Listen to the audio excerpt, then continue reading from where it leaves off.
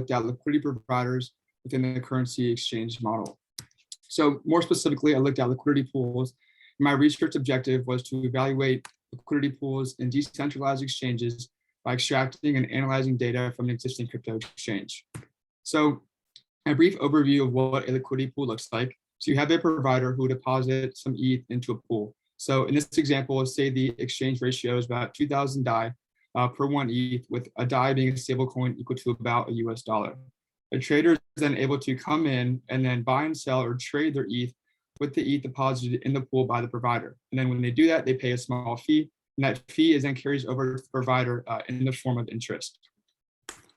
So some risk associated with the pools. One is systemic risk. So this looks like hackers on fraud.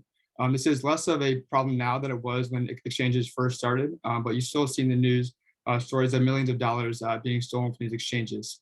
Additionally, there's also regulatory risk. So this would be if the SEC deems crypto to be a security. What would likely happen is that your assets in the pool would freeze and you wouldn't be able to pull them out until the exchange meets the necessary requirements with the SEC. And finally, the most common risk is impermanent loss. And this occurs when there's volatile pricing swings of currency after you deposit your crypto into the pool. So going back to our last example, what that would look like for impermanent loss would be, so say you deposit your ETH in the pool at an exchange ratio of 2,000 DAI per one ETH. And then while your crypto is in that pool, the value of an ETH outside the pool in the market, say, shoots up to 3,000 DAI for one ETH. So you miss out on that market upswing. And then when you want to pull out your ETH from the pool, you'll only be able to pull it out at a fraction of what you originally put in, because it's only worth about 2/3 now, that DAI per ETH ratio.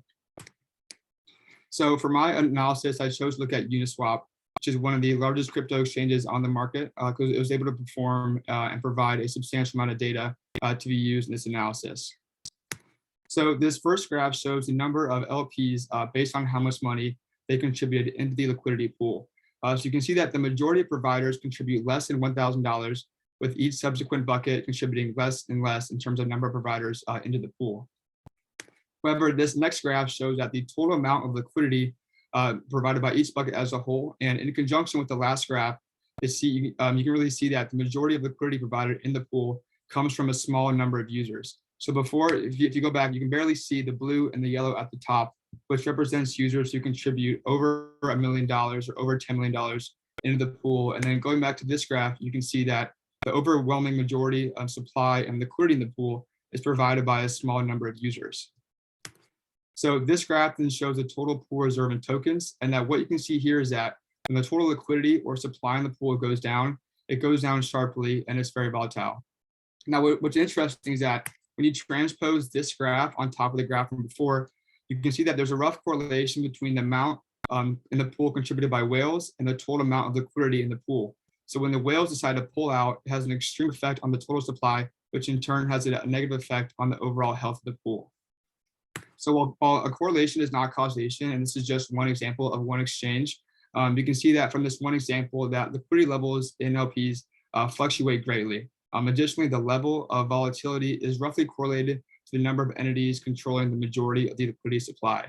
So if you have a few whales who contribute the majority of supply in the pool, if they decide to pull out, has an extreme effect on the volatility within the pool. So this is tough for exchanges because they want to encourage more money in the LP, because the more money that's contributed into the pool, the more liquid it is, and it'll encourage and incentivize other users to join into the pool and contribute their own capital as well. However, on the flip side, when they do that, it does make it a lot more volatile, because if those whales decide to pull out, the total supply in the pool can shoot up and down greatly, as we saw in the earlier graphs. So ideally, the pool consists of a lot of entities who contribute similar amounts. So in that way, in that sense, if 1, 2, or 3, or a few of these users decide to pull out their money, it won't cause a sharp decrease in the overall supply of the pool.